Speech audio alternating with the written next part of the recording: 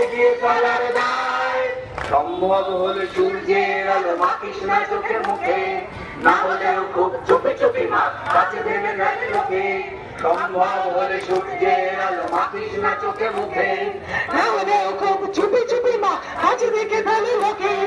এরপর খোলা রাস্তায় ওরা খেয়ে ফেলে গেলে তোকে, এরপর খোলা রাস্তায় ওরা